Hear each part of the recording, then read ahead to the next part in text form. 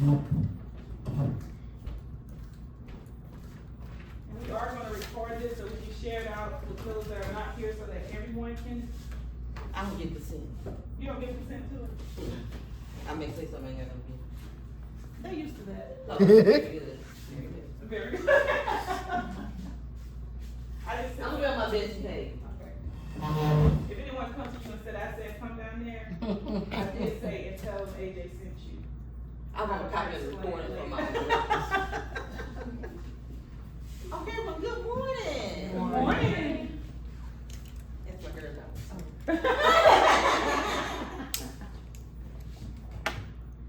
Okay, I'm gonna start on the evaluation system, but we still got a couple of issues with nieces. Not just district and school, I just wanna make sure that we're all on the same sheet when it comes to the evaluation system, okay? Now, this is not training and orientation. Dr. Ramsey and Ms. Hammond will provide that training to you for their department, the training for nieces. I'm just going through so you'll know the process and the requirements as far as if you have to be on some type of plan, if that makes sense, okay? So, you know, everybody has to be in nieces, and in 2025, central office OTs, PTs, and SLPs was also put in nieces. So everyone should be in nieces. It shouldn't be anyone that's not in nieces. Let me give a disclaimer.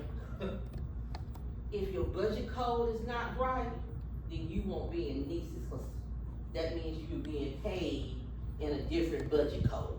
So you won't be in nieces.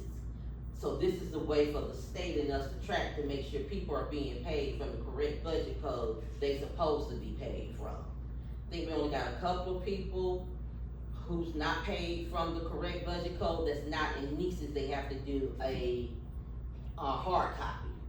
Now, that's not a bad thing, it's just saying, either you don't have the credentials for the position or the right license in that position. So we have to pay you from a different budget code, if that makes sense. I'm gonna give you an example. Just say you are,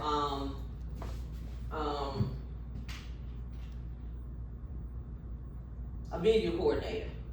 Media coordinator should get paid from the media coordinator's line, meaning your license should say media coordinator on there, K-12 media coordinator. That's what your license should say. It should not say information technology.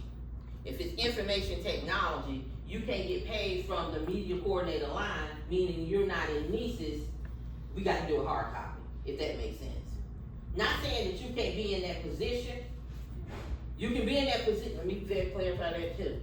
We're gonna let you be in that position until your contract ends. Either you gonna have to make a decision. Either you gonna go back to school to get the media coordinator certification, or you got to go back into the classroom. You got to have the right credentials. And I'm stating that. Is Ms. Nichols here? Ms. Nichols on? She's Okay.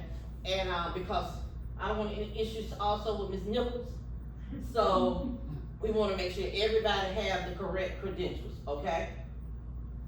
Any questions about that? Why you won't be in nieces? Is everybody in here did their evaluations on nieces? Okay, so very good. So this is the rating scale, as you know, for nieces, all the way to distinguished, not demonstrated, all the way. We as central office people, we evaluate the same way as the school as far as the rating scale, the exact same way. So this is the part that I want to make sure everybody know. On your summary rating form, if you get a developing, your supervisor on the summary rating form is supposed to put you on a monitored plan. So if you have on any of the standards, on the summary rating form, developing for this past school year, you should be on a monitored plan. If you had not demonstrated this past year, or in 2 sequential years in a row for developing, you should be on a directed plan. So you need to make sure that you're paying attention to that. Because now I'm gonna have my people pay attention to it. So then I can tell your supervisor that what type of people should be on this type of plan, or was it an error?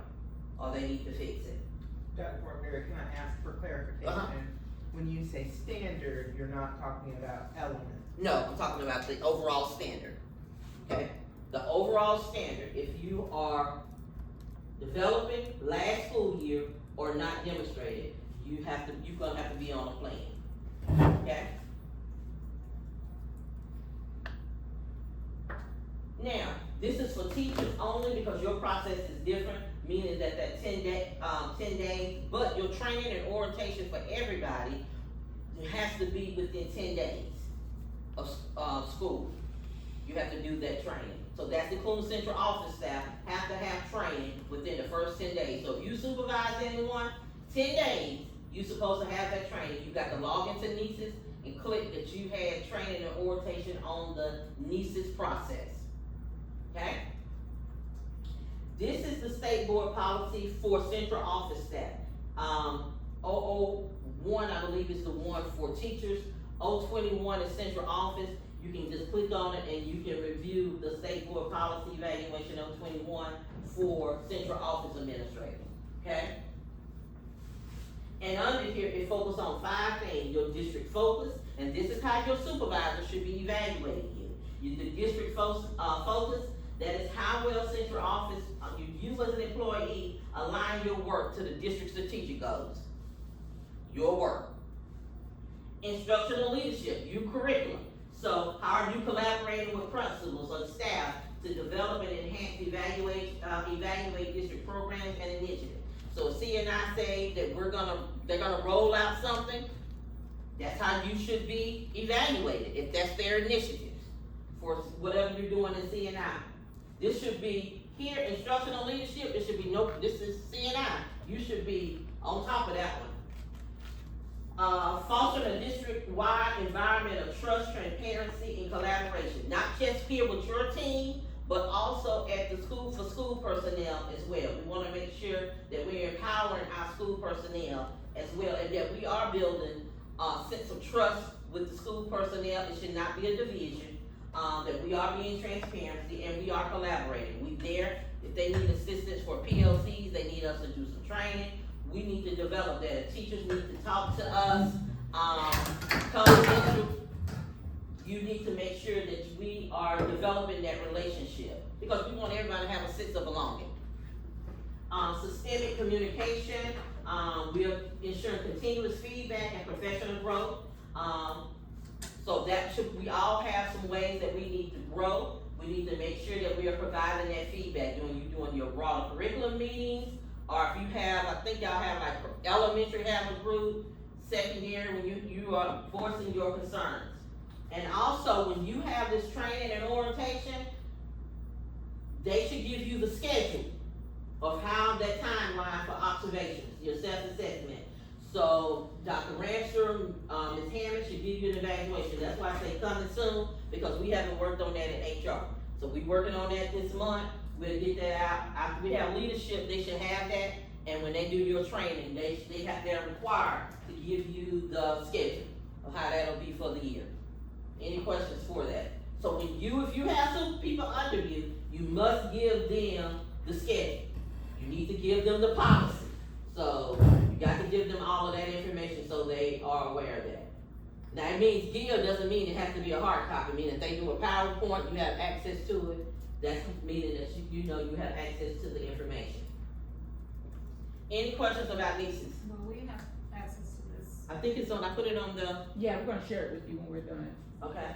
Now let's get into the big thing, policies and expectations. Dr. Forbury, can I ask one question Yes, real ma'am. quick? I wanna go back to that not demonstrated because, just doing different, let me use this for an example. So if I am evaluating the director of maintenance, I'm gonna say that, right, on the same rubric, but that director doesn't deal with instructional leadership, right, because of his job, and I select not demonstrated, does that impact that?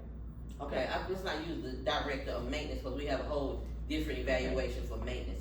So let's use director of technology. Yeah, let's say, Okay. well, Yeah. they kinda, but we can use that for an example. Okay, let's just use that as an example. Okay. And you, director of tech, you said, now go to your question again? So they don't deal with like instructional leadership like that in their Mhm. position. And so, I wouldn't rate that, I would just put a comment. I wouldn't give a rating.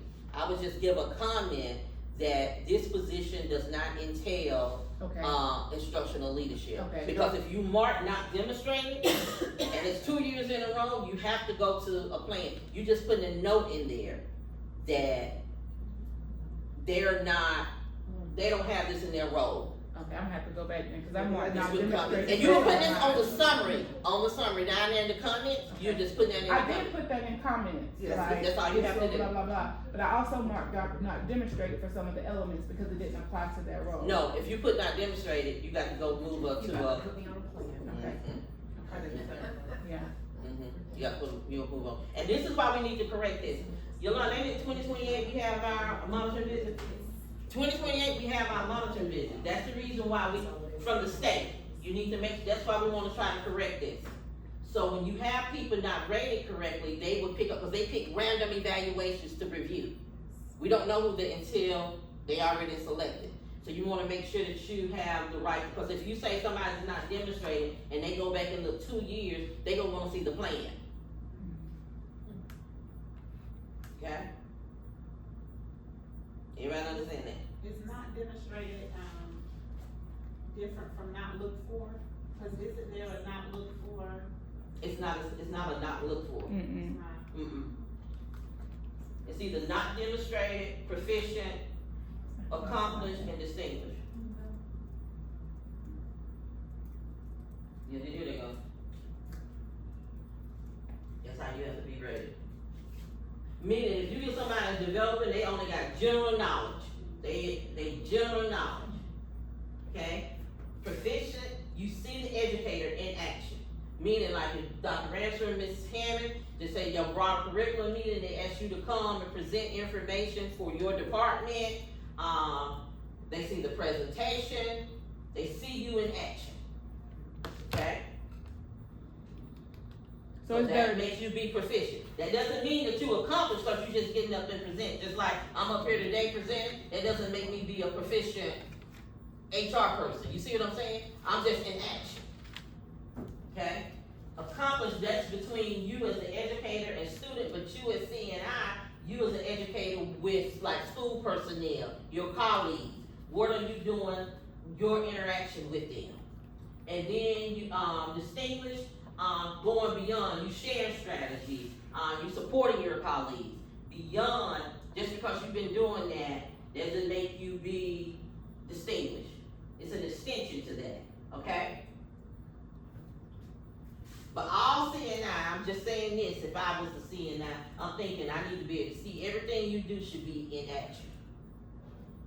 Okay, so you should be proficient. If not, it's a problem. Then you hear, then their job is Ms. Dr. Ramsey and Ms. Hammond, then they need to get you up to par because you can't support schools if you are not demonstrating. I'm just being honest with you. Because I'm gonna get to the policy where you have a staff responsibility, policy 7300. Okay? Any other questions about NESIS, the growth plan? Again, this is just an overview. They will give you your training and orientation.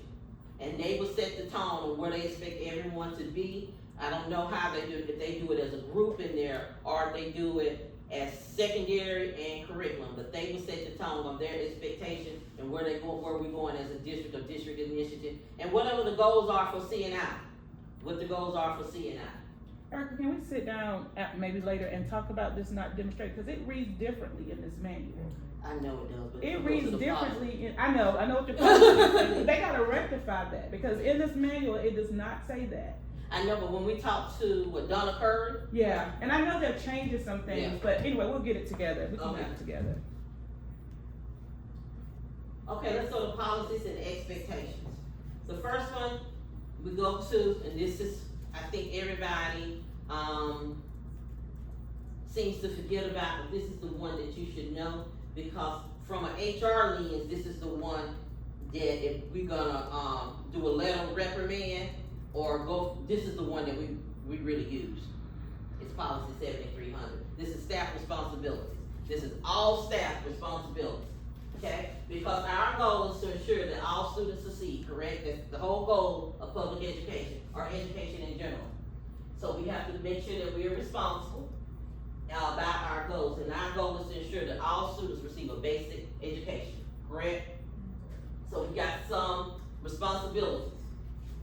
your responsibility to make sure that you are familiar with, support, comply with, and appropriately enforce board policies, school rules, and any type of laws. That is your responsibility to know that.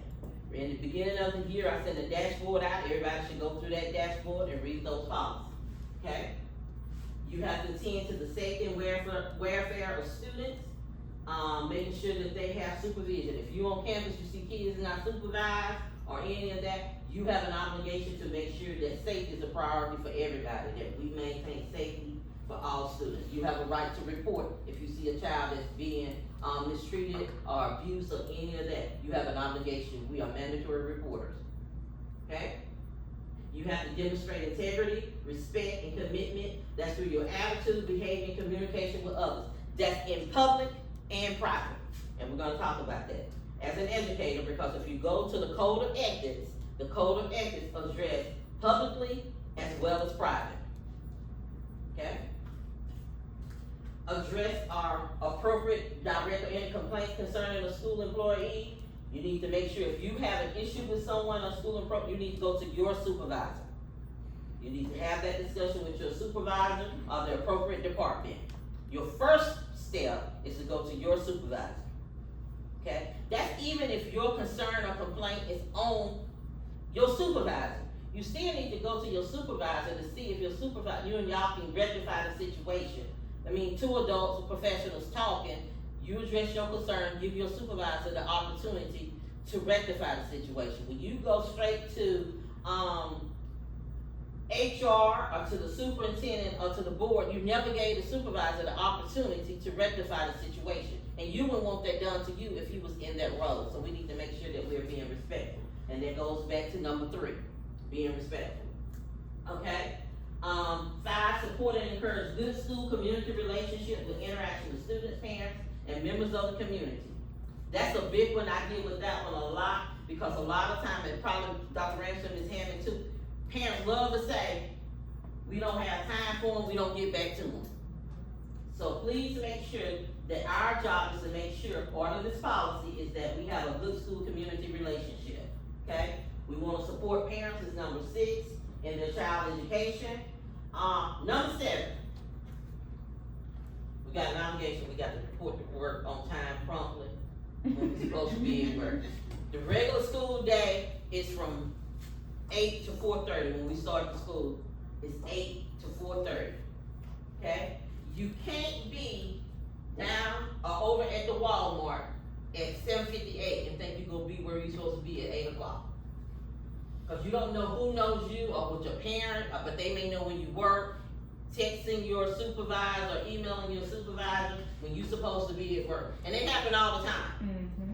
All the time. So please make sure you at work from 8 to 4:30 and you get an hour lunch. Everybody understand that? Now, I'm gonna talk about the hour lunch later today. Later on this presentation, I'm about later today. I'm not gonna be here all day.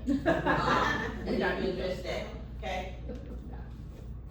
So make sure to transact all official business with the appropriate official, meaning whatever business you got, that means conferences, your paperwork, whoever needs to sign off. I think now we have it's online dropping. Making sure you get that in a timely manner. If you know your supervisor's out at schools all the time, and they ain't gonna get to their emails until that afternoon or that night, or sometimes even the next day, please make sure that you do it in a timely manner, okay? If you want it. Also, if you're gonna have to get paid for travel, you need to do that in a timely manner, okay? Because you can't get mad with them because they didn't sign off and you submitted it today and wanna go to a conference on Thursday. You need to make sure that you do it in time. Adhere to the dress code established by your supervisor, and our dress code is business casual. In summertime, we lay back, but the dress code is business casual, okay? And we wanna make sure that we properly use and protect all school properties, equipment, and materials. I usually don't see 10 a lot. Since I've been in this role, I saw it 3 times, but that's mainly with teachers. Because usually technology is on top of that if you do something you don't have any business doing on the device. And usually if that comes up, I usually just contact Mr. French and then I tell him to go through y'all stuff so I can see it sitting here recording. Okay? Or the law firm will tell them to look into it. Any questions about this responsibility? Okay, I said this is the big one that most people get their letter of reprimand from. I'm gonna go on to this staff responsibility. Okay? It is a requirement, and I got one today, this morning. Can you get in office? Good. You have to notify your supervisor and HR. If, go ahead, if you're arrested for charges, convicted, any of that, you must inform us the next scheduled business day. The only time you don't have to do that, if you hospitalized or incarcerated.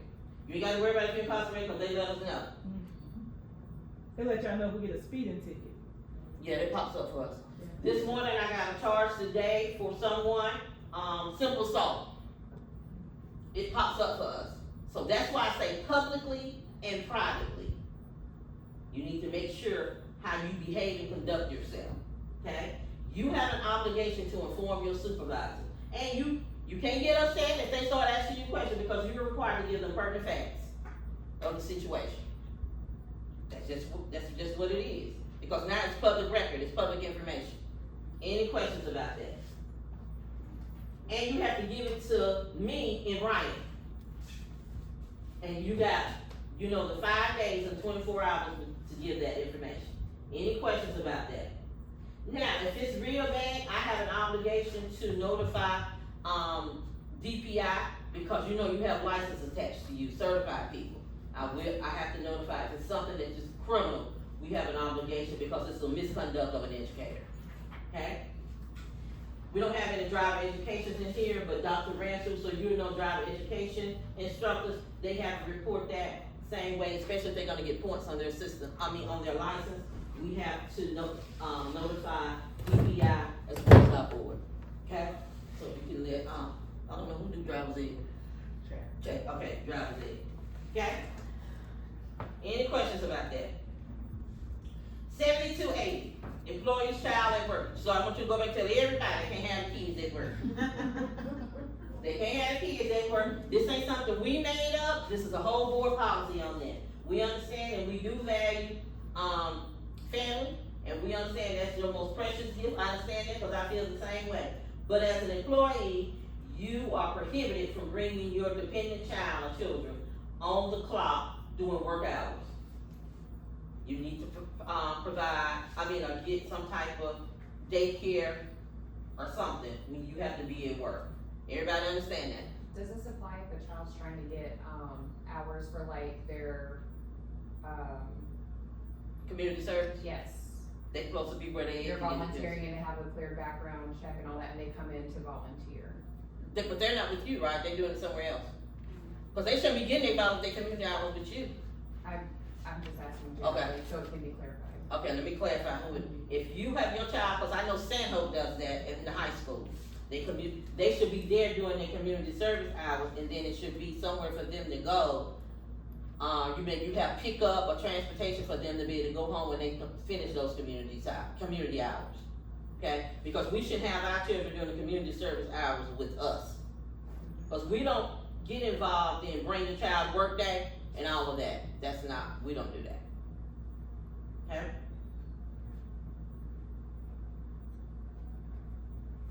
This is a big one that we face, and this is just district-wide. This is not just a particular department.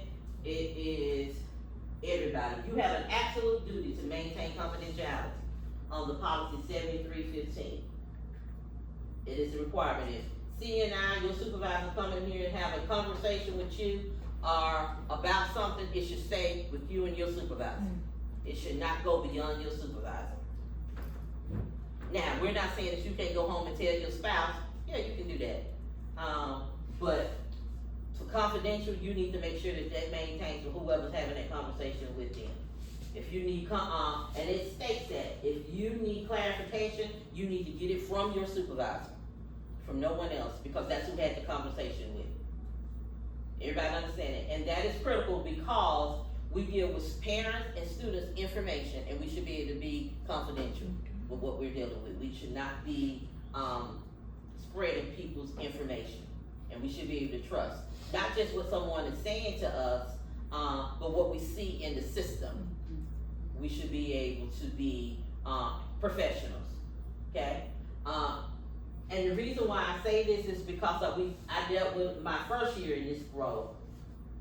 So I know we have access to stuff, and people that live wherever, and you live in here in Hope County, and you know the parents, and you and the parents have a situation, or you and your spouse broke up, and now he ain't got with somebody else. Now you wanna harass the new wife, or the new girlfriend. You can't go in the system and get their address and use it for your personal use. You can't do that. So please make sure that is confidential information, that you can't just go in and then pop up at somebody's house. Okay? Or Dr. Fortenberry, if I have a child at a school and I'm upset about something, so I start researching information because I have access. That's right. You're a parent in that role, right? That's right. So that goes against policy. You are the employee. You cannot use our resources to benefit your personal use, is what we're saying. Okay, everybody understand that? That goes back to policy, which I tell you, everybody get in trouble with. 7300, your responsibility. Okay? This here will get you dismissed, especially if you going in. This right here, our attorney is a big one on this. This will get you dismissed, especially if you're using like children's stuff, going in for children, and because they're your stepchildren and looking up, that'll get you dismissed because kids are innocent, and that's your personal stuff.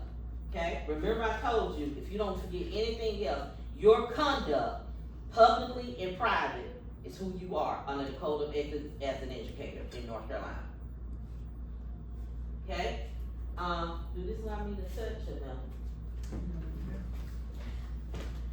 Here I couldn't get everything up, so I just put the link.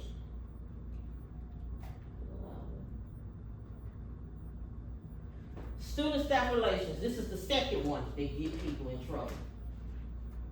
40-40-73-10, student staff relationship.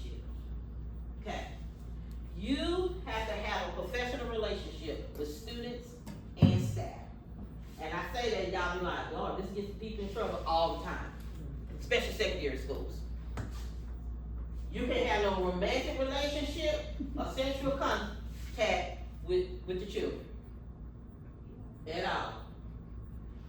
The one that get people is the electronic communication. Again, you should only communicate with kids professionally about school-related information, okay? And it should be with the current students. You see that's in the first sentence. That goes to social media, which I'm gonna address too. Under the social media policy 7335, and this is my recommendation, this is just Erica. I would not wanna be friends with any of the children on social media accounts.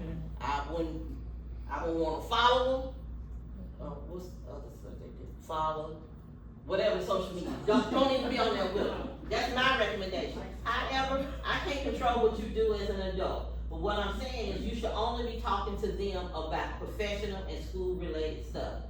You should not be on there because friends, they wanna contact you because they wanna talk about, and I'm just using this as an example. You're friends with a student online on social media. They wanna talk to you about Dr. Ramsour. If they got an issue with Dr. Ramsour, they need to go to Dr. Ramsour, or their parents need to go to Dr. Ramsour. That's not, because that goes back to what policy? Demonstrate what? Integrity. Exactly. Cause then we go get you on that policy, and then now you're violating the social media policy. Okay, everybody understand it? So don't just communicate with them.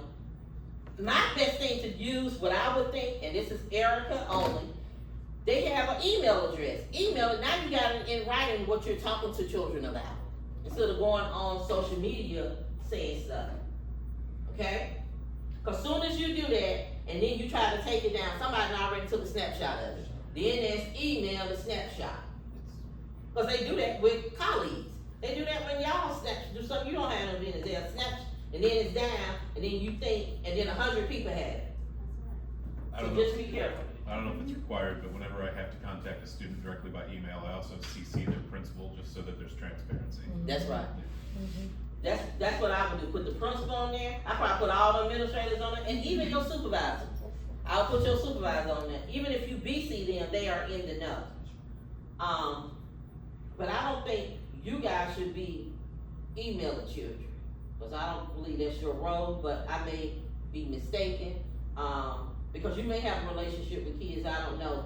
I mean, Dr. Smith, I know your role may be a little different. I have a question, from reading number 4 up there, the duty of every employee to notify his or her supervisor of unsolicited one-to-one communication. Some of my former students reach out to me just to say hi and tell me how school's going in middle school and stuff. Does this mean I'm not supposed to respond to them and be like, I'm proud of you, or congratulations? You can do that.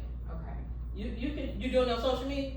no, I'm not on You just social don't- media. okay, you just do it through email? They email me on my mary.haywood@hcs. Okay, then that's fine, cause we can track Jacob can get. There's a lot, Isabella Vargas that emails me like every week, asking how I'm doing. Yeah, so if it's any question, I just contact him. So I don't know how Jacob's to do it. tracking us, basically is what you're saying. No, he's not, let me clarify that, cause I don't want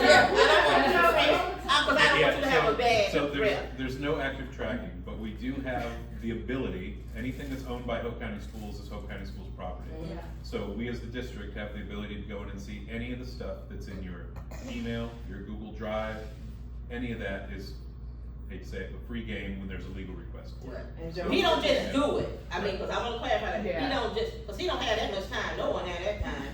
He only, if I email him and say, can you go in and look at this, and I email him or Dr. Ramsey, and they'll go in and get the information and send it to him, or, Grace, she'll be like, contact Mr. French, and see what we can find out through their email. And just But, go ahead. just to add to that, it's not just email, guys, it's Right. also chat. Yeah. Anything tied to Google. So Anything. some people forget that that's being tracked. Oh, that's right, the Google chat. Oh, and if you have a work phone, Yeah. Yep. all of that too. The same is true with the students, they don't realize that either. Yeah, So- they don't. This here is a big one. I'm just so amazed how many adults, professional adults, get caught up in this. So please make sure that you read that policy.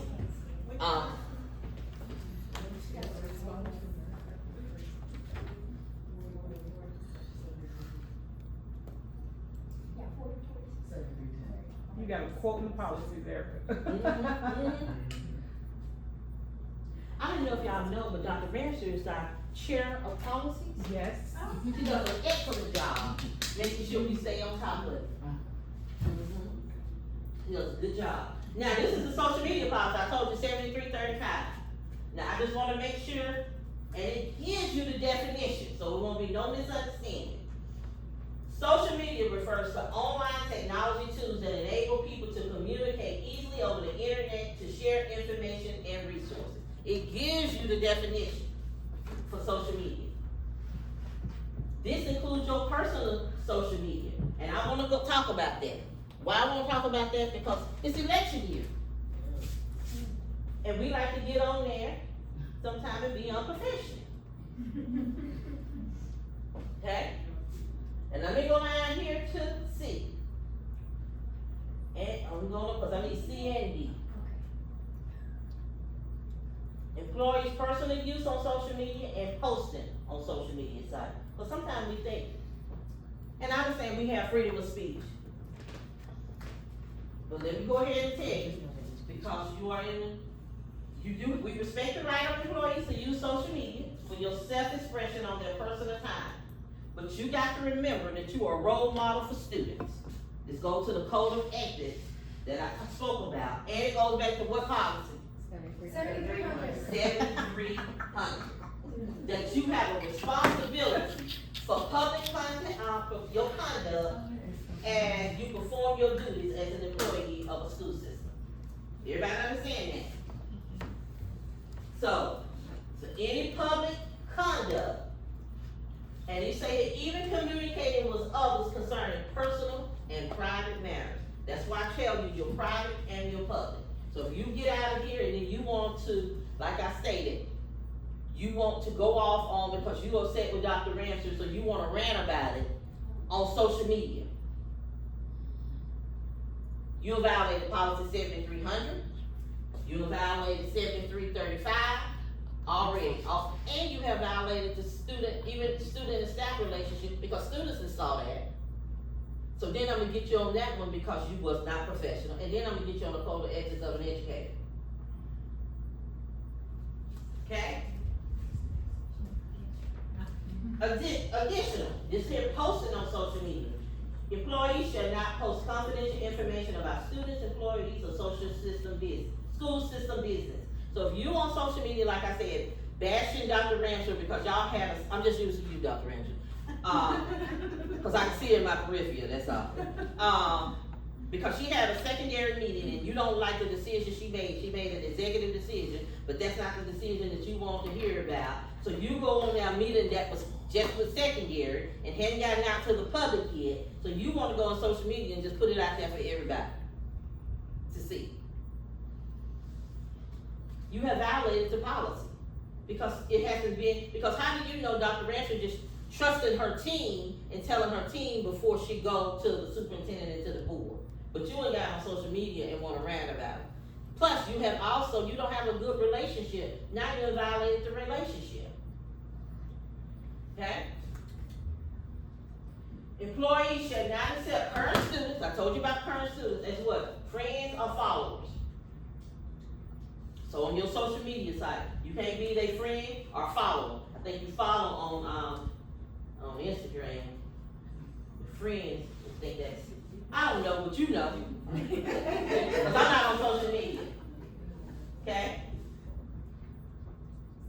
So you can talk about your own personal stuff on social media, you can do all of that. You can't go on there and try to tell you, this is a big one that 2 years ago when I first got in, it's mainly secondary. I really don't have a lot with elementary like I do secondary.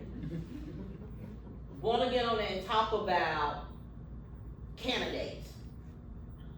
And this wasn't, the employees wasn't bashing local candidates or even North Carolina candidates, state candidates. They want to go to the federal government and bash them. North Carolina, how I got it was through a senator for North Carolina. Emailed me and Dr. Spells and our school board about what they were saying on social media. They had, the person had put 37 screenshots on their social media page. They don't have it now because I told them they gotta get rid of it, or they, you know, with all of that. But that's how we receive the information. So you never know who's watching your social media page. So just be careful with it. That you have a right to your opinion about your personal choice, who you want, to who you represent, your political party, all of that. But when you go on there and start bashing and making inappropriate comments, it's a problem, because people do know that, especially if they find out that you're an educator. Because how they found out, it was a parent who reported it, because the parent wanted the child also removed from the classroom. Because you can't voice or be talking about your views, even if you're not in the classroom, you're on social media doing it. Okay? So be careful with that as well. I probably would say that's probably my number 3, a lot of social media use. This is another one, 7440. Assignments, reassignments, and transfers. The superintendent has a right to make reassignments, reassign, and transfer, whether it's voluntarily or involuntary. And you can see that. He does that, or he or she can do that based on whatever the district needs are. Okay? So that's a simple one to understand. Mainly, people usually don't have too many issues, but I wanna make sure I clarify that, because people feel like if, and I'm just using Dawn again, Dawn got somebody in her department and they got an issue with Dawn and they feel they're not gonna do what Dawn say, this and that, the superintendent can reassign the person. Not taking sides with Dawn, just doing what's best for the district, for both employees, if that makes sense. This is the other one. work day and overtime. Okay? Now this year, I just not gonna deal with it this year, I'm tired. For 2 years, people, we gotta come to work. We got to come to work, we have an obligation to students. And you can't say that you're effective if you're not at work to support schools. That's our role as a district, to provide support and guidance to our schools. And if we truly care about kids, we need to come to work. And I understand people get sick, our family members get sick, I understand all of that. But if that's the case and you feel like you're gonna just try to get over on the system, and this is just Erica's personal opinion. If you feel that you can't give your all to students, then this is not the profession for you. I'm just being upfront. Because we have a lot on us, and it is, to me, it is a privilege to serve kids. Because they depend on us, their future depends on us. And we just like Disney World. Our job is to make sure dreams come true. Yeah, that's our job, just like Disney World. To make sure kids, their dreams come true. And if we can't, we need to lead them in the right way to get to their dream. That is our responsibility. So in order to do that, you can't do that at home. You can't do that because you need, and I understand sometimes we need middle days and all of that. That's understandable, but you don't need 2 weeks of middle days. Okay, so I'm just saying that we have an obligation that we need to come to work. Our hours are what in the regular school day for 10 months? 8 to 4:30.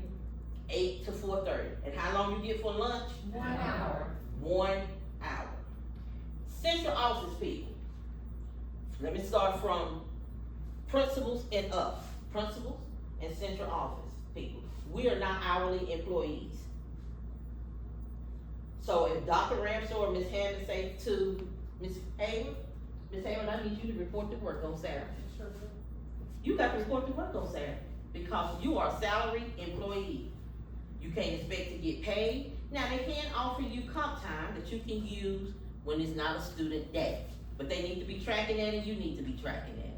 But you cannot say, I'm not coming to work, now they're gonna work with you, they're not gonna say, that's not their personality and say, I expect to see you here regardless if you say when I have something come up. I think that they will work with you, that's their personality. Now I'm a little different. I'm not gonna. Your mom Not, because I give you well advance notice. So I would say today, I would have told you way back in May, and then I expect you to be there. That's my personality. Because I'm gonna give you well advance notice so you can get your priorities or whatever you got to do in order.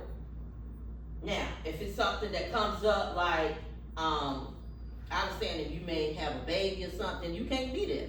That's different, or death in your family, that's different. But otherwise, I expect, but they're a little more lenient. I'm not saying that I'm not lenient, I'm just giving you some notice. Okay, if that makes sense. But with that, let me say this part. If they're working with you, let me say this part now, because it goes back to 7,300, you have an obligation to work with them. Because it goes back to what we're trying to develop, trust and transparency. Because you can't always be the one taking and never, you can't be the taker and never give anything in return. Never mind. Go ahead. I puzzled it out in my head, I'm good. Oh, okay. Thank you. So everybody understand this. Let's talk about lunch. So with your, you have a question now? I do, it was about when you're talking about on Saturdays. Mm-hmm. So this is not with regard to whether you're 10 month or 12 months. You're talking about salary employees. So my ed specialist, even though they're 10 month, if I wanted them to come to like backpack giveaway, which is on Friday, I think. It's a Saturday. Okay. That would be an example. You give them the day count and tell them in advance that you want them to attend it. Okay? Because they're salary. Now hourly are different. Let's go to hourly. Hourly employees are different because anything over 40 hours, we have to pay them overtime. So they're a little different.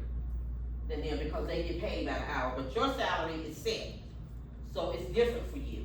So the only thing that you can use, or your supervisor can give you, is comp time that you can use on optional days, that you may use comp time on your optional days, okay? But like I said, that they can ask you to come in. Now, they don't do it a lot, or the district doesn't do it a lot to have people work on Saturdays, because we try to stay away from that. But I'm saying to you, sometimes if your supervisor asks you you should do it, because then you don't wanna develop the relationship that then now I got to make this a priority for you, okay? You said you were gonna talk about lunch. Oh, yeah, I'm sorry, but sometimes, I'm with you. sometimes I get brain fog. Lunch is 1 hour, let's talk about it. Lunch, your 1 hour start when you get out that door. You can't go and run your errands, you can't go to the post office, go to Wacky Wednesday at Food Line to get your grocery, go home and take them, then stop by on the way back from home, pick up your lunch, then come back in, and now you wanna eat your lunch, after you done had a whole hour. Your hour is over with, so your lunch is over. Because to me, then you taking advantage of things. Now, if you need to extend your lunch, you need to have a relationship with your supervisor that you can say, is it possible that I can take an extended lunch? Because I have something to do. Not saying that you have to tell them, but if they ask you, I mean, you're the one who asked me to get an extended lunch. But your hour is an hour. That means for you to eat, pick up, and all of that within that hour. Now me, I did email my staff, because it's a thing for me. I want all lunches taken before 2 o'clock. Why? Because school's getting ready to let out at 2:30. We need to be available for school personnel. So you gotta have, because it's not right for you to take your lunch at 3:30 and we don't see you until the next day. That's just not right. And you may think that that's okay, but let me tell you, it's not just, your supervisor may not even have a problem with it or know anything about it, but let me tell you, your colleagues, they paying attention. And that right there makes them feel some way, because not just with you, but with the supervisor too. Because they feel like, why are they getting away with it? Why can they leave, have a lunch they leaving really at 3:30 every day? Okay, so we need to be mindful of that, because you're thinking that, it's okay, but your colleagues may have an issue with it. They may never tell you, but you don't know if they told your supervisor, or you don't know if they came to HR about it, or went to the superintendent about it, any of that, or said something to a board member about it. We need to make sure that we are being transparent and that we are still trying to build, that goes to trust. You wanna make sure, and being professional with your colleagues, okay? So how long is our lunch? 1 hour. Oh, let me tell you the other thing. You have to be at work at what time? 8 o'clock. Now, if you come in with your breakfast, you got to work and eat your breakfast. Because we don't want you to be hungry, if you may be a diabetic or any of that. You know, I'm just trying, but you can't come in and have a whole 30 minutes from 8 to 8:30 and eat your breakfast, then you want to start work at 8:30. That's not professional. And I'm just telling you, because I deal with a lot of that, because people feel some way about it. Not for my department. I'm just talking about in other areas, people do feel some way about things like that. Because you may not think they do. I'm gonna give you an example of one I had to deal with for CNI. I think I told y'all. Supposed to have been at work at 8 o'clock, like I told you earlier, and I did a picture the day at the Dunkin' Donuts. You never know who and where you work. You think people don't know, but they know. And the other thing about that, we deal with the schools. Schools looking at, you supposed to be the leader for them. School personnel that you're supposed to be, and then you doing stuff that you don't have in it, and then you wanna know why then they don't trust you or they don't have the respect for you. Because they see what you're doing. And I'm just being upfront with you. Now, sometimes we go run late, sometimes we you know, that's fine. Text your supervisor, whatever your procedure is for your department is, and please make sure you put them in writing to whatever y'all procedures are. If they running late, if you got to, have an extended lunch or this and that, cause they're gonna work with you, but you can't make it a habit. Can't make it a habit. You can't come that you need every Friday off. That's just not gonna work. Everybody understand? Cause they need to be, especially in a department like CNI, they got to be able to trust you because you're out in schools. You can't say you out in schools and you still at home. Now, Dr. Ramseur, cause I be asking, and I think I only ask her, you know we got these badges. Dr. Ramseur can track these badges.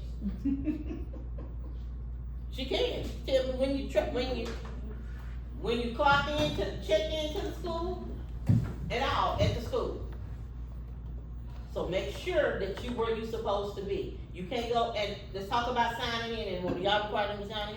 Yes. You have to sign in and sign in into Timekeeper, a link, Timekeeper, whatever. You sign in and you need to sign out. That's your responsibility. Sign in and signing out. If you know you're going to be at a school that morning or whatever, I'm sure that y'all have a schedule that you give Dr. Rancher and Ms. Hammy. Because I know my part, we maintain a calendar. Because I want to know where everybody at all times. And then I'm the same way. I tell them where I'm going to be or if I'm going to be out. I'm very transparent. So you need to have that to let everybody know where you at. If you don't want anybody to know that, you're in the wrong, that is department, because let me tell you why, but I'm going to get to this policy. Oh, let me get over here.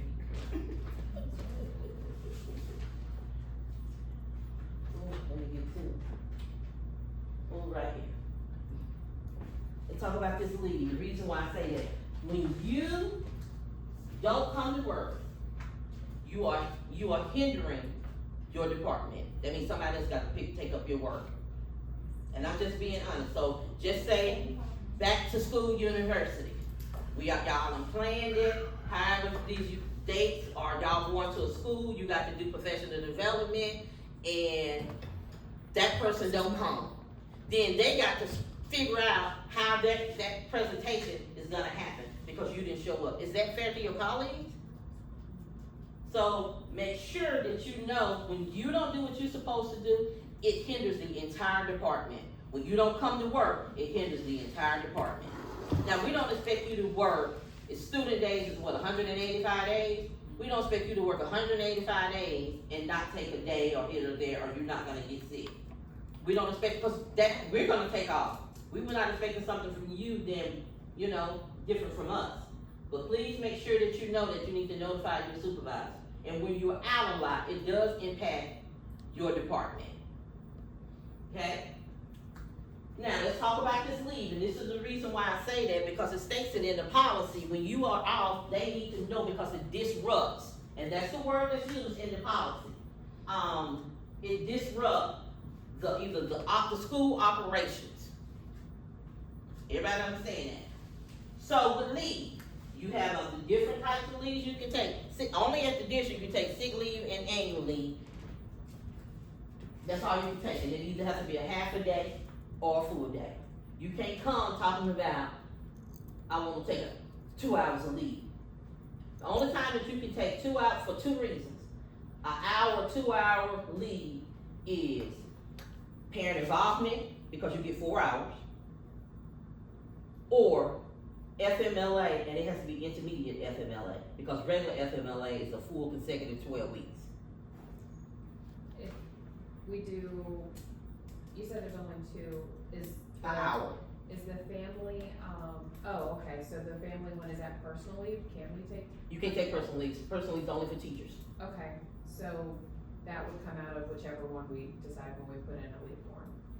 Sick leave or annual leave. You can only use annual leave when you're 12 months, so you can use it anytime. You're not at the school. But you can't take an hour annual leave or 2 hours of annual It's leave. either half day or. Half day or full day. The only time you can use an hour are what 2 reasons? No, parent family engagement, and what else? Intermediate FMLA, not regular FMLA. So don't go and ask Miss Hammond, on Thursday, I wanna take an hour, you know how y'all do, an hour of leave. I'll tell Miss Hammond right now, deny. Because you have to take 4 hours or a full day. Everybody understand that? Now, you can go to Miss Hammond and say, Miss Hammond, I would like to come late an hour, an extra hour, I'm gonna be at work at 9, or Miss Hour, may I spend my lunch, or that, then you work with Miss Hammond, but you can't tell Miss Hammond tomorrow that you want to take an hour, I wouldn't approve it.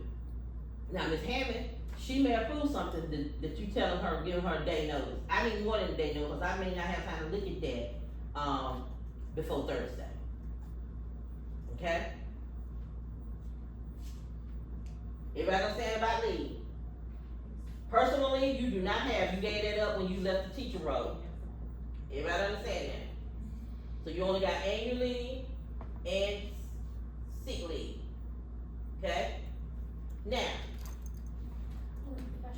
yes, professional leave, you have professional leave, but they already approved that because you got to use the droplet, because you're going to a conference, your regional meetings, and state meetings.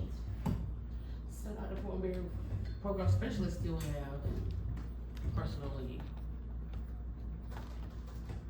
You should.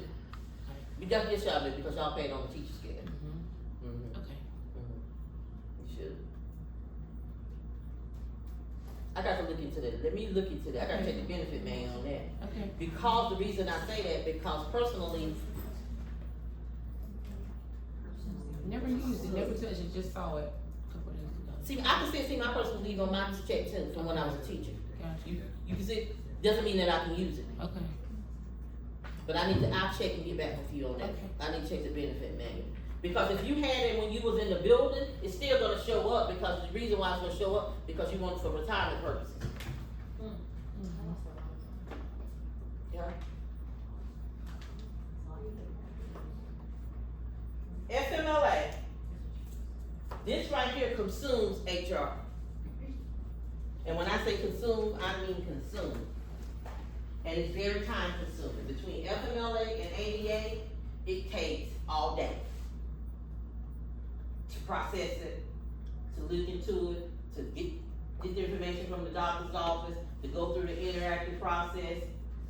It's time consuming.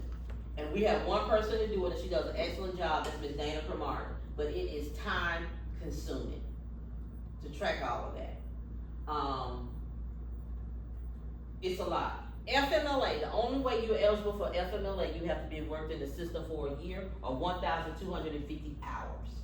That qualifies you for FMLA, okay? Now, there's 2 ways you can take FMLA. You can take it the full 12 consecutive weeks, or you can take intermediate FMLA, meaning that you can get that up for a year, okay? Because you're not using it the full 12 consecutive days. And it goes down here so you can see who's eligible for that. Like I said, that you have to be employed with us for a year, and of 1,250 hours. Okay, now the conditions that you qualify for that, it's just not just for you, it can be for a family member, it can be like your spouse or any of that you can use, you gave birth to a child, any of that you can use FMLA for, if you need to use FMLA. Now they even got it, and mental health is part of FMLA if you need to, because that is a medical condition now. So if you need to use FMLA for that as well. Now let's talk about it. And you see that FMLA in the intermediate, I said that you can use it in hours of 1 hour increment, which is number 4. In increments of 1 hour, okay? So, I want you to make sure that you read this. Now, in FMLA, say you go out on FMLA. I'm just giving you an example. And Ms. Lockley goes out on FMLA, she uses her 12 weeks. Her 12 weeks is up, and then after that, Ms. Lockley applies to the state to get her short-term disability. State grants her short-term disability. Her short-term disability ends, the state tomorrow, she going on her FMLA to 12 weeks. Then she gonna go and let her in, around end of October, she apply for her short term, that's gonna go, then just say her short term in. The state say, Ms. Locklear can come back to work. This is why I say it's time consuming, till you come back to work. We notify Ms. Locklear that you can come back to work. Ms. Locklear, I ain't ready to come back to work. My doctor ain't released me to come back to work. But the state doctor said, you can come back to work. Let's go down here what this policy say. Come on, baby, work then. This policy say, you see it say return to work? And let's go to end. We don't have to keep you in that same position. We can give you a new position. Because we told you to come back to work as a state, and we gave you that obligation that you can come back to work. But you don't want to come back to work. So I'm gonna do either a notice of separation to you, or we'll let you stay out, but we're gonna have to go ahead and post that position and hire for that position, especially if it's a critical position. We can post that position as long as you come back, and we'll give you your same salary and all of that, reinstate you in your same salary and all of that. But that doesn't mean that you're gonna be in that same position. Most of the time, you tell them they're gonna be in that same position, they go ahead and resign. So I just want you to remember that, because if you just can't just remain out of work, especially if the state say that you can return back to work, and that's just not for disability. It goes also too for workman's comp. If the workman's comp people say that you need to report back to work, you got to report back to work. You just can't remain out. I understand you saying your doctor hasn't said you can return to work, but our doctor, and we paying you, you can't make us continue to pay you because your doctor's saying something different to you. Just because you want to keep the benefits. If you want to keep the benefits that bad, return back to work. Okay? Because it does what? Disrupt the what? Department.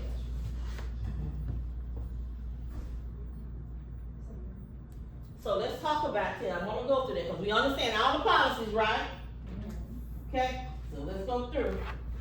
Performance versus misconduct. So you will know if Dr. Bradshaw or Ms. Henry bring you in because they got a concern with your performance or they got a concern with your misconduct. And it's a difference. So, performance is issues or concerns regarding the individual's ability or willingness to do their job in a competent manner. Everyone sitting in here, do y'all expect them to do their job, or do y'all, how y'all want, which one to do?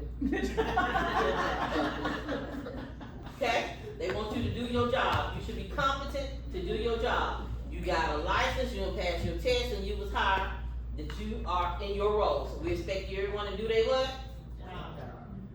If you don't know your job, we can give y'all their job description. So they'll have their job. Okay? Performance concerns address your evaluation process. Remember I told you that about nieces? The improvement plan, or other methods of documentation. Just say for instance, I work for Ms. Hammond. Ms. Hammond bring me in, Ms. Warmere, I want to talk to you. You still not reporting to work on time. It's becoming habitual. Now I'm gonna let you know, I'm gonna issue you a letter of warning, because I gave you a verbal warning, but now I'm gonna issue you something in writing, a letter of warning, yada, yada, yada. Ms. Hammond go back to her office or that night, or even the next morning, follow up in the email, because documentation is gonna be the key for me this year. Ms. Fort Mary, based on our conversation we had on July the 7th, I stated that we were some concerns about you not reporting to work on time. I stated that I was gonna issue you a letter of reprimand. Please look forward for that reprimand before the end of, that letter of warning before the end of the week. That's one documentation, because she didn't send it to me in an email, right? Please confirm receipt of everything in this email. That's what she needs to say at the end. Regardless if you confirm it or not, she didn't send the email. Okay, so that's one of her one documentation. Okay, because if you had a rebuttal to it, most people who have a rebuttal, if that's not right, you go rebuttal it. Okay?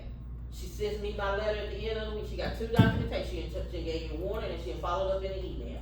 Okay? So that's based on me for my evaluation. Okay? Misconduct is intentional action or violation of the law or policies or standards. Okay, and it's also addressed through the evaluation, and also personnel action can take place. So let's look at some performance concerns. Mistakes or errors beyond the acceptable level. Ms. Hammond wants me to go out to Upchurch, and she wants me to present information on letters. She wants me to do a presentation, do PLCs on letters. She sent me to the letters training, and I got my certificate and stuff. Don't they get certificate for it? I got my certificate for letters training, but I go out to Upchurch, but I really don't know the material, and she wants me to present. So I just get up there and just do, and she comes to one of my sessions, and she recognized that I don't know. And she realized that's unacceptable behavior. Should Ms. Hammond write me up, and I got a certificate, and the district paid for me to go? Y'all look, raise your hand if you should get a write-up.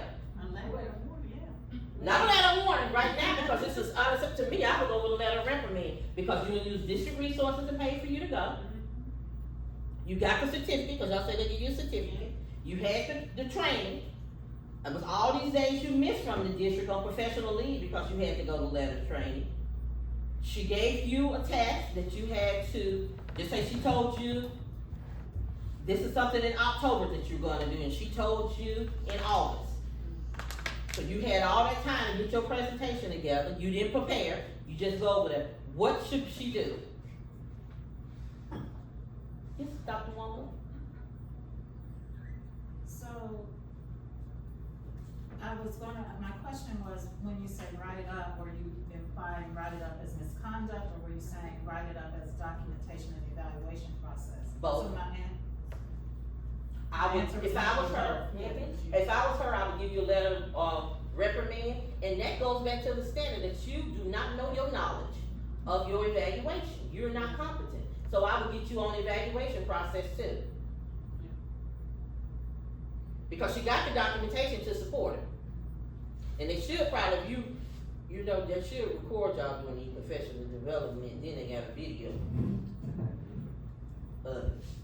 Because you should know, you should be competent and know the information. Because if you're going over there giving teachers the wrong information and they going in the classroom, it's a trickle down effect. Then they teaching kids wrong. Then it takes a long time to go back and undo that information to students, then teachers. Okay? So performance concern, failure to meet acceptable levels of proficiency. Excessive tardiness, we just talked about that, or absences. That is a performance concern because you have an impact on school level, their performance. It's not just the principal and teachers. CNI, HR, we all have an obligation or responsibility how well schools perform. Our teachers, how well they perform. So when we are excessive being out, we don't know our content, it is a performance concern. They should give you a letter of reprimand. For me, for a performance concern of that nature, I'm gonna go to a letter of reprimand, especially if we put time in you. Meaning when I say time, and we invested in you, we sent you to training, we paid for it, had to get a hotel, we paid for travel, all of that, that's invested time. Okay? That's just like you send your child to college, and then you gotta go pick them up the next semester because they party. You gonna be hot, right? Yes, it's the same thing. Okay? Poor interaction with others. If they got to stay over in schools because you, just say Ms. Hayward and Ms. Locklear don't like each other because they over there bickering. And Ms. Hayward come from the district, Ms. Locklear is the teacher. And Ms. Locklear tells Ms. Hammond every time she come, I just can't work with Ms. Hayward, yada, yada, yada. That got to be addressed because now too much time has been spent on unnecessary things. You see what I'm saying? Because now the principal called, I don't want your person over here. My teacher's upset. It's time consuming. And we don't have that much time. We have 185 days to get our schools where they're supposed to be. Yeah, it's 162 or something, yes, it's less. Well, you know how many, it's 100. It's 100. 100. We need good 100 days. Wait a minute, 100 would make, that's February? Yeah. We need to go all the way to April. It's like 172 or. We need all of that. Okay? So example of misconduct, harassing and aggressive behaviors, drugs and alcohol, criminal violation. Remember I told you what popped up today for simple assault for someone? Now I gotta call them in because they think because they out in the summer they can do what they wanna do? No, I gotta bring you on in. Because you are a teacher. And you're still an employee because you're gonna be expecting a check from us in August. Okay? Internet and computer misconduct. And you know what I should have put on here on misconduct? And I forgot, so y'all write this down. And AJ, if you can go back in, testing violations. We need to put that on there too. Failure to follow clear and reasonable directives. Lying, cheating, and stealing. Falsifying of records. If you tell them that let's talk about falsifying records. Two things, because I experienced it. You come on a campus and you sign in, and then you go back home. That's gonna be an automatic dismissal because you're still in time. Okay? You having your colleague clock in for you. Use your they have access to you, gave them your stuff, but then your colleague got mad with you because you did something they didn't like or something. So then now they want to tell on you. So now both of y'all, because even though they ain't told on you, they was doing it. So they forget that part. The other thing is you're giving people your access to your passwords on stuff. You don't supposed to. Y'all know y'all be doing that before? And you used to be sending those Google Drive emails too, the phishing. Yeah, keep the stuff to yourself. That goes back to what policy? 7,300. Nope. It is 7,300, but we talked about enough. Confidentiality. 731. Keep confidentiality. You should not be passing your passwords around. Because then people do stuff that using your account, then what? You held liable because it's under your account. Okay?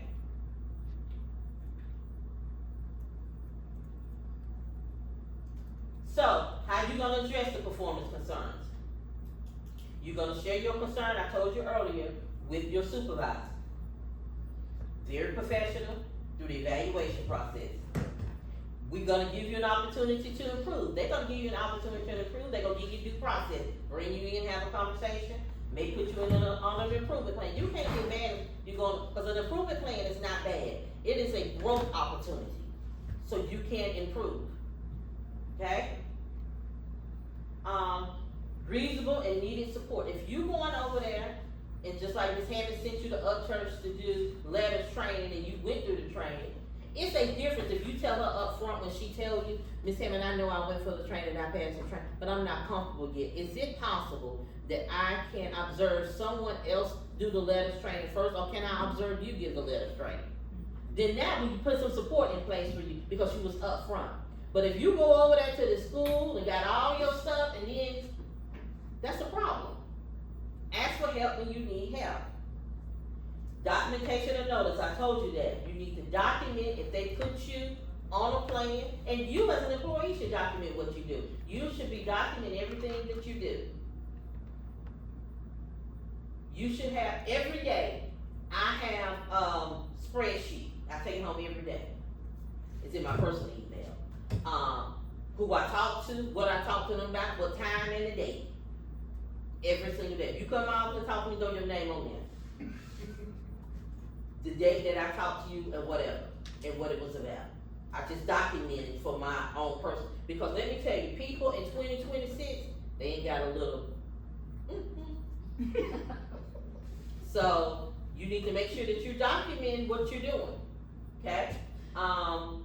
If they give you a notice, they should be documented. If they give you a notice, if she say to you, just like I said, to go to Upchurch and do that letters training, she should come back and follow up. I explain, this is what I want for letters training. She should tell you again in that email the expectation she has for you to do that letters training.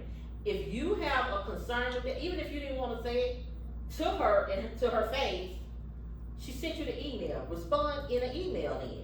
And then allow her to bring you in so y'all can rectify that situation. But going to do something that you're not comfortable with in front of teachers, that's gonna be detrimental to students, that's a problem. Cause it's, to me, it's almost like malpractice. You're doing something that you should not be doing. Okay?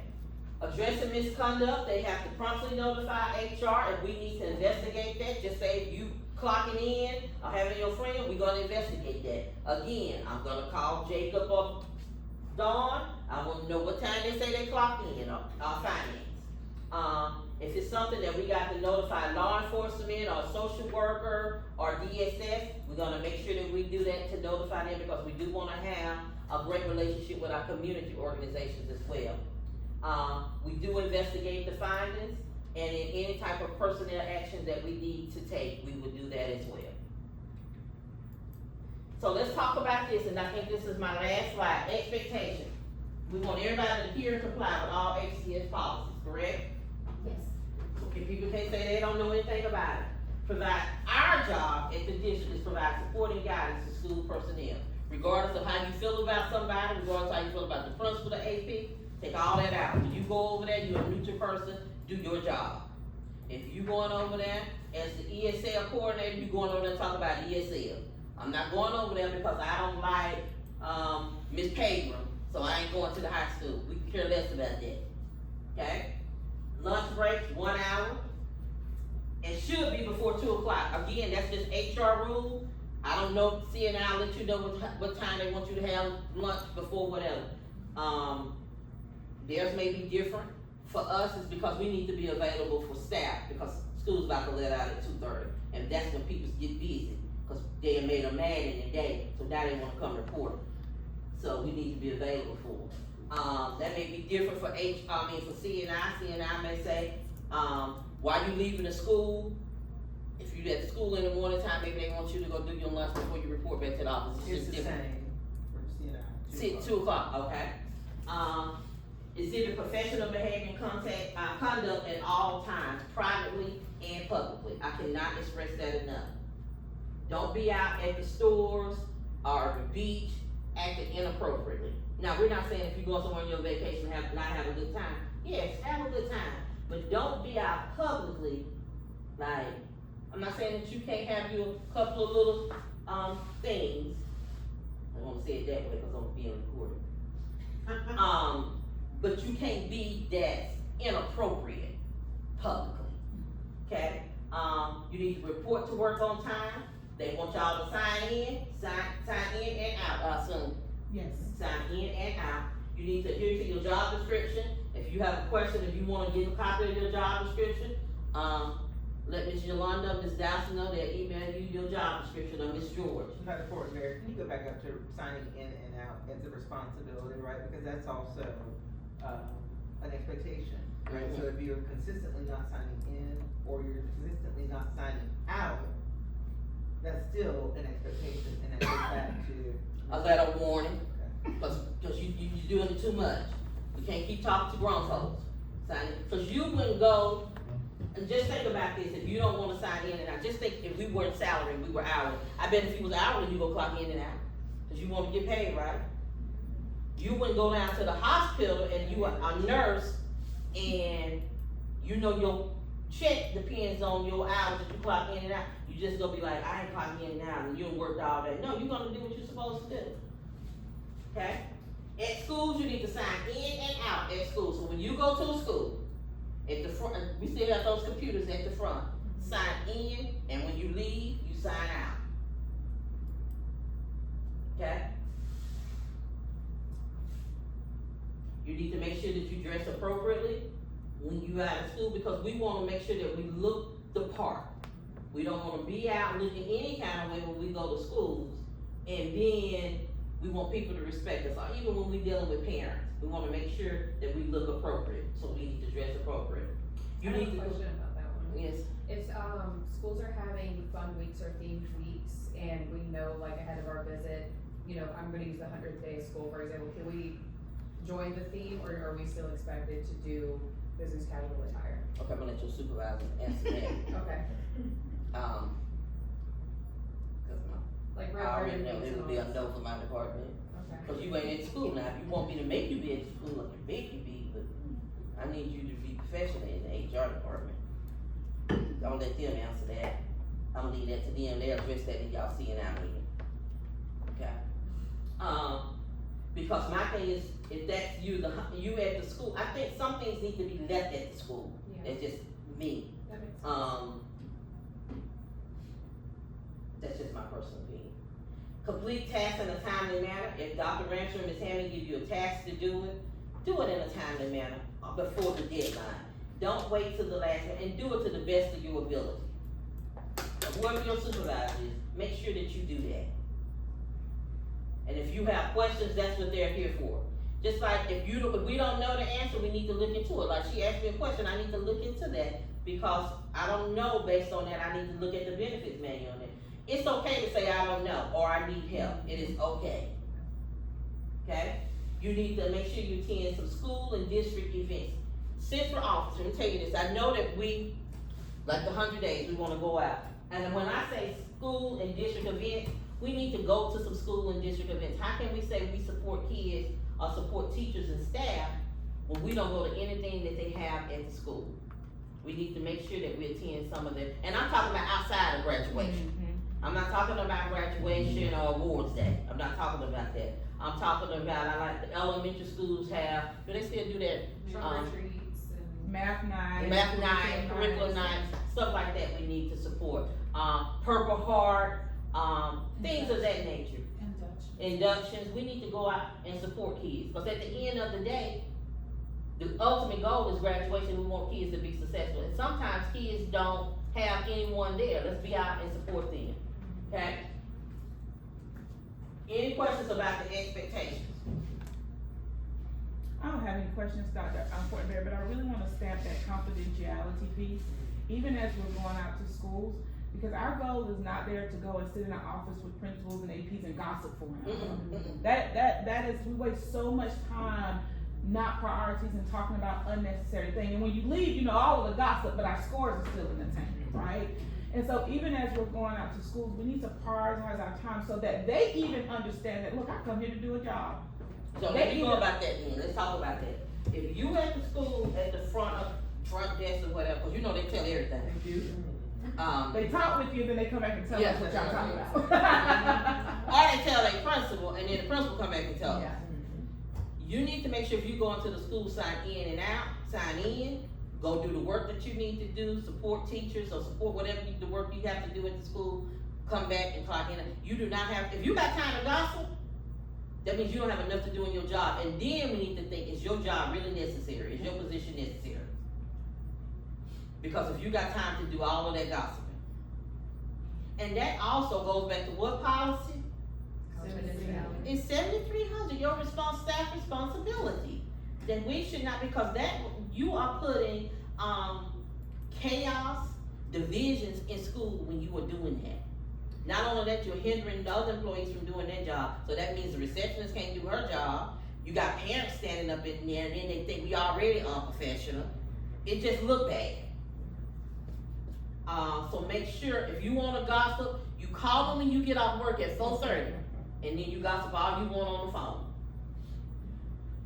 But you should not, if you have a concern about somebody, you should go to that person with the concern or whatever that you have. So make sure if you go into the school, clock in, go do your job, and clock back out. Everybody understand that? I mean, sign back out. Any questions about it? And that even goes to if you have to go to the board. You can't be over there yip-yapping. Go do what you need to do. If you got to check the box that day, whatever you got, you come on to the board, you got a meeting there, do it and come on back. We just make sure we need to mind the business that pay us, as the young people say. Just mind your business. And that'll stop a whole lot of things. Okay? Anything else I need to address? Now I want y'all to make sure y'all go back and read these policies now. So when I send that dashboard out, that you'll be aware, because the dashboard coming out on, not the 10th, that's the first day, that Friday. So you be ready for the dashboard and the employee handbook. You need to make sure that you read the employee handbook as well. Now this year, to Dr. Fails and the school board, they did get the attendance bonus. So attendance, that's how critical we just saying we're just not dealing with attendance anymore. People need to come to work. So they're giving an incentive to come to work. They're giving you a whole attendance bonus that you'll get in June if you don't miss more than 5 days, I believe it is. 95%, 5 days, something like that. That you can come to work. And we're talking about student days. Yes. Student days, that you would get in June. So please take advantage of that. You know, you're already getting spring break and Christmas break, and then your Thanksgiving. It doesn't even count that. This is 5 days that you can just, you know, miss because of sickness, somebody in your family sick. So you can get that for attendance because we recognize that we have an issue with attendance. So they have tried to give an incentive for that. Any questions about that? Okay. All right, well, I hope y'all have a great summer. The rest of your summer, if you haven't had a break or whatever, we hope that you get your break in. We want everybody, August the 10th, everybody needs to be at work August 10th now. August 10th is the first day. Yes, that's NTO. That's when we go back to 8 to 4:30? Yes. Yes, August the 10th. And I think that's the optional day. It's an optional day Yes. because it's NTO the 10th and the 11th. The mandatory day starts the 12th. Okay? So we expect for everybody to get everything they need, because like your medical appointments all day, you off on every Friday, try to get your stuff done. Huh? I was just telling her that the dentist likes to be closed on Fridays. Dentists and ortho, for whatever reason, they go and teach. Okay, when you get off early on Thursday. So we can get, or that's when you go to your supervisor and say, may I take an extra? Cause I'm trying to get to a dental appointment on Thursday. You know, it's all about the communication. It's about the communication. We need to be upfront and honest. But I think it's about the communication, it's also about trends, right? So every Mhm. Thursday you have a dental appointment. That's a little different than a once in a blue moon. Right, it is. Okay? Anything else for me? Any questions I need to look into and get back with anybody outside of the shop? Okay. All right, well, I hope y'all have a great one and y'all stay cool. Thank you. Thank you, Dr. Portberry. Y'all, let's give Dr. It's in there. It's on the document.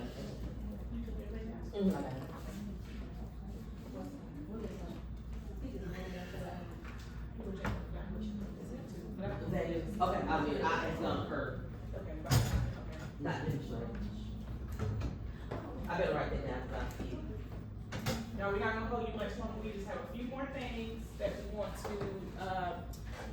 see, and I just covered, Dr. Portberry covered most of it, which is great. We are recording this, so we'll get this sent out so that you guys have access. And for those that are not here, we're gonna make it a requirement that they review it. I think we even need to add a question and answer portion or something to ensure that everyone, reviews that, especially the policies, and information like that. So, when we get started. Okay. So I think one of the things is, and we had some great conversation this morning, and I think, thank you, Ginger, for starting, the data. Because why are we here? Dr. Portberry mentioned that if we're not here, we can't do the job. We have a task, we talked about the head, the heart, and the hand. Right? Why are we here? We talked about being about students. And so we want to make sure that every day, in every classroom, that students have rigorous standards of line instruction. And that the teachers are prepared. How do we support them? And so they're prepared, so we're gonna support them directly, but we also support them with administrators, and that we're using data to inform our practice. So if we do that, we do it well, we should see impact, we should see changes, and we should see students learn. So I think about what is our job? This is what we're doing. This is what we should be doing. We should make sure that every classroom, every day, students are learning. So, I don't know where AJ went, but Dr. Spells always says moving the needle. Are we moving the needle? I think one of the conversations we had in one of our meetings is talking about impact, right? And that's a conversation we've had with the principals, right, as well. So we can talk about action, and Dr. Portberry talked about action, and she talked about proficiency. We're doing all the things, right? So we do all the things, But if we don't ever actually make impact, if we're not actually interacting with these other comments, we're actually having an impact, then what have we really done? I had a professor, and I was sharing the story, and I worked really, really, really hard. And it was a graduate school at NC State at the time.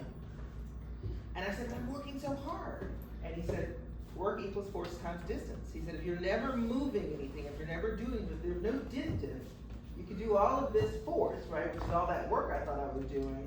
But if there's no distance, if distance is zero, how much work have I done? Zero. Right, zero times anything is zero. We all know that. So here I am, I'm doing all of this work, but I'm really not. I'm putting a lot of effort into it, but I have not had an impact. And so we talked about that, and I made some changes, and it worked. And I realized what I was doing wasn't working. So it doesn't mean that we don't do a lot of things, because we can do a lot of things. We're busy doing some of the things that aren't necessarily the right thing, right? So what are we doing, and what impact are we making? If there's no moving of a needle, if there's no distance, we didn't do the work. Now, some people don't like that, but it's the reality. It's true, it's science. Can't argue with science. So student achievement is a result of strong instruction. We already know that. Our work has to be consistently connected back to the classroom. What we're doing is not connected back to the classroom, particularly our roles. Why are we doing it? We already know that every department plays a role in students' learning. So what are we doing? Our collective responsibility, we're supporting teachers, right? We gotta make sure they got the resources, the coaching, that professional learning. We're supporting our principals, so key, because the principals need to know what it is to look for, right? How do they support teachers? Because we are expecting principals to support teachers. We're using data to help identify where are those gaps, and then monitoring that implementation. And we're gonna talk about that a little bit more in a minute. And then of course working across, if this is part of our reason, I know we're a little light today, but part of our reasoning for having broader curriculum is that we're working across departments. It's not just isolated support. So I think this is going back to our conversation that we had earlier, is keeping classroom instruction at the center. So students are at the center. If we think about that, we gotta be visible in the schools and in the classrooms. If we're not in the schools and the classroom, then it's not happening. So we should be in the classroom at least 65 to 75% of the time. If we're not in there 65 to 75% of the time, we are not in the classroom enough. We're just not. We have to be there because we don't know what's happening. It's the same thing we talk about principals. If they're not in the classroom, that's where the magic is happening. The magic isn't happening in our office. Now, granted, I'm not saying we're not doing the work, but that's not where the magic is happening, right? That's not where the brain surgery is happening. It's happening in the classroom. So we have to be able to coach teachers, give them meaningful feedback, and we can only do that if we're in the classroom, right? We can look at lesson plans all day long, but that doesn't tell us what's happening in the classroom. And then of course helping to build the leadership capacity. We're gonna keep going back to that because leadership capacity is really important. And principal can't be the instructional leaders they need to be if they don't understand what's supposed to be happening in the classroom, if they don't have your guidance. And then also, of course, we have our teacher leaders continuing to support them, not just our teachers who are struggling. And then, of course, obviously, the biggest thing here is to follow up on implementation, right? It's not just that somebody's completed it, we're saying it's completed, we're actually following up to make sure that we, whether it's growth, there's a growth piece there, whether it's making sure people understand. So that's really important. So that's how we move the needle. If we're doing all of those things, we should see the needle move. I mean, we really should, if you think about it. If we're doing all those things and we're doing it consistently, it goes back to that consistent. If we do it once in a blue moon, it doesn't happen. But if we're consistently doing it, if everybody's consistently doing it, we should see the needle moving. So, if our work doesn't improve, what happens between a teacher and a student in the classroom, we have to think about how we're spending our time. Work equals force times distance. Every role in our district should ultimately strengthen learning. Every role. And that's why we're here. That's why we all have jobs. So we've already talked about schedules before. I'm putting it back up here to influence instruction. We have to be in the schools and the classrooms, and every minute matters, right? Our work is super important. We've already talked about the urgency of that today. So we need to make sure we're submitting weekly schedules. I know most of you are doing that already. If you're not, we will be doing that. And some of you have sort of intermediate supervisors.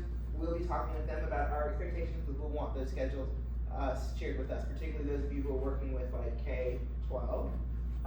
So everybody should, AJ and I should be able to see everybody's schedule, to know where we are in buildings, to see how we're supporting schools, and prioritizing school and classroom support. And then, so I think this is about the last thing. We're working on this. In fact, I just emailed this lady. We're looking at walkthrough platforms, and to track our coaching, to track our walk that we're in schools, to look at our district priorities, to see where we're having holes, to look at trends. And I know when we met before, we talked about a uniform tool. So we're thinking about that uniform tool and actually putting it in a platform. Why? So that we can look at that data and we can determine where do we need to triage. Is it a school? Is it a grade level? Is it a content area? How do we support teachers? We'll do coaching in there. So we're looking at two different platforms, K-Cup and Bullseye. And I know this is short notice.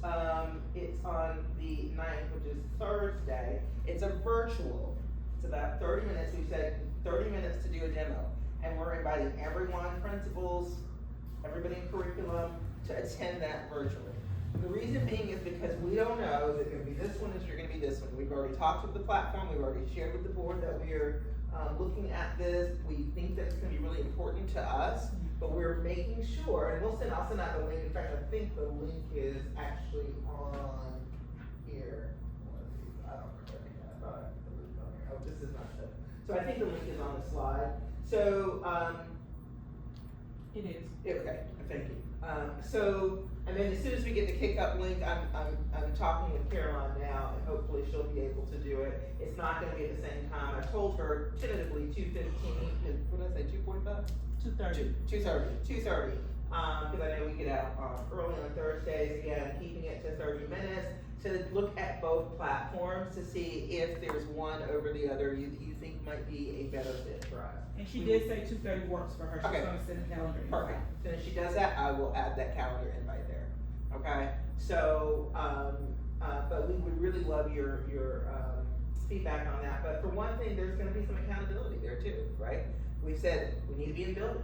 We should see those walkthroughs. We should see that coaching notes. We should see, and it's also what we're trying to be is very transparent. Principals should be able to go in and see when we've been in the classroom, we're working with teachers.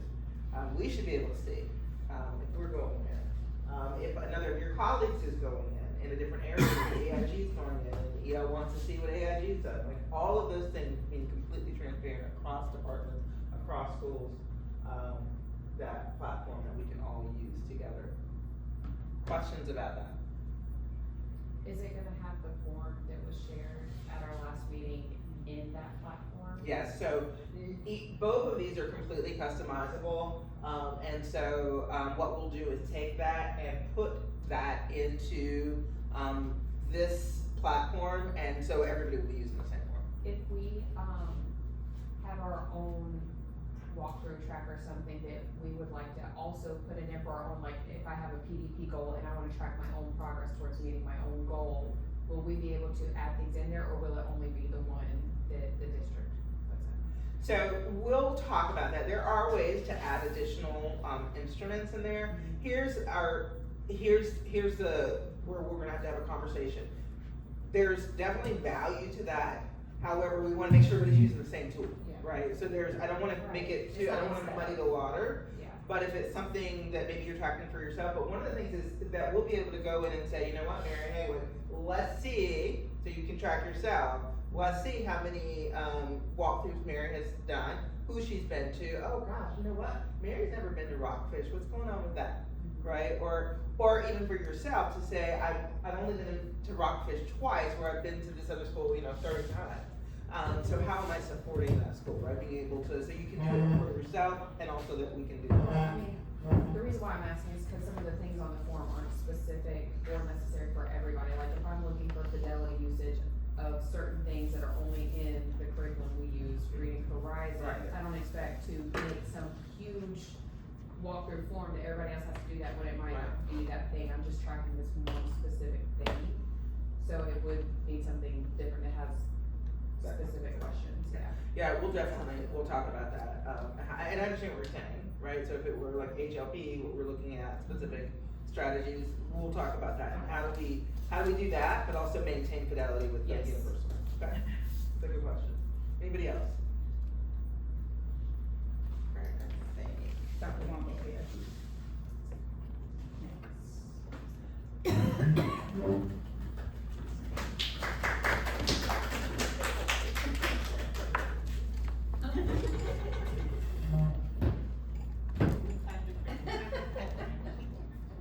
It's not nice to laugh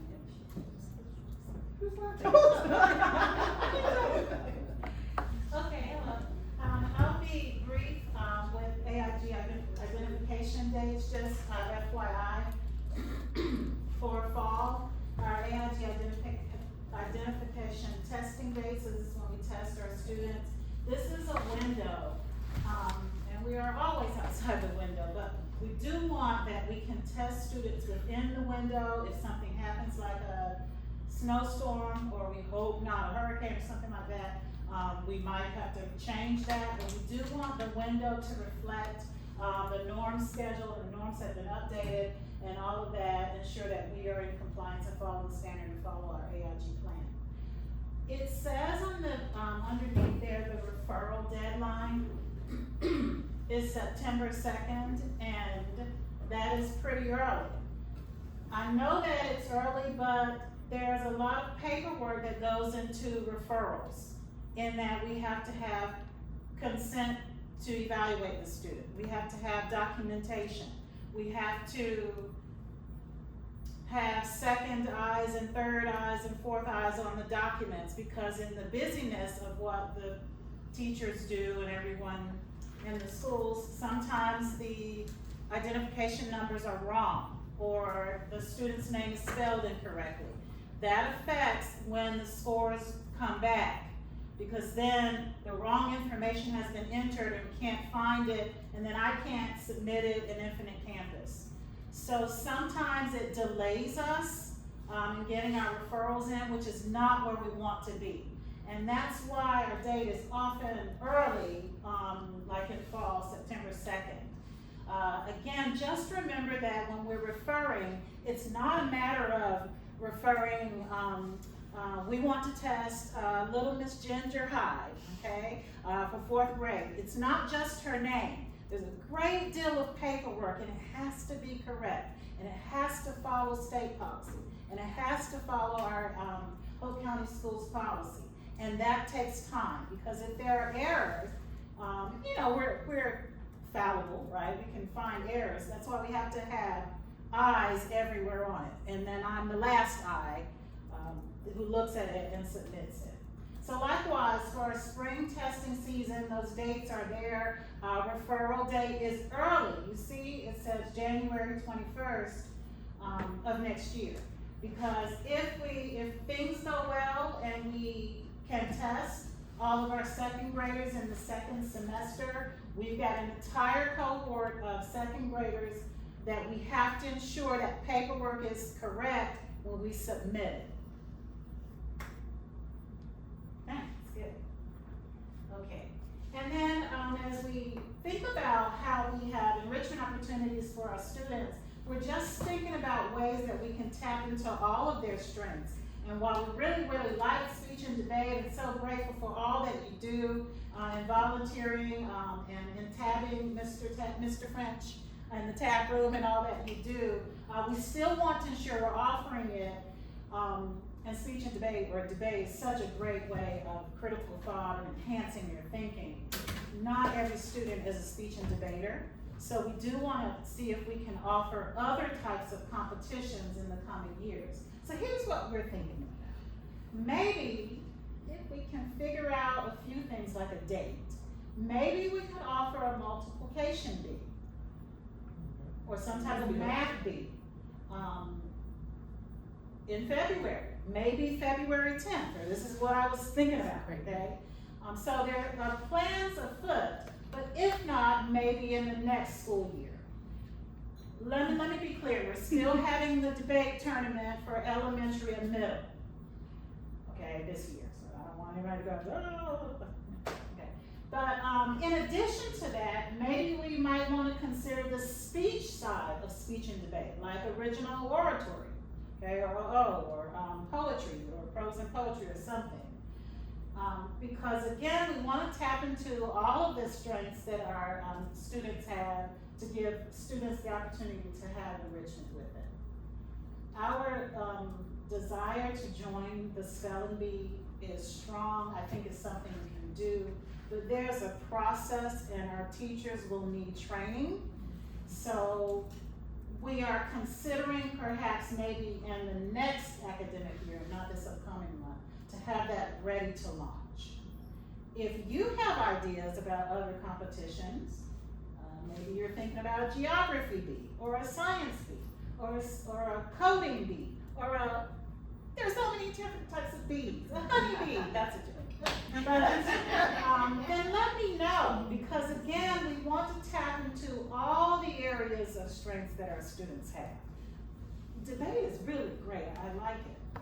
The speech side of it is really great too, but not all students excel in that area or want to compete in that area. So we wanna open up the doors.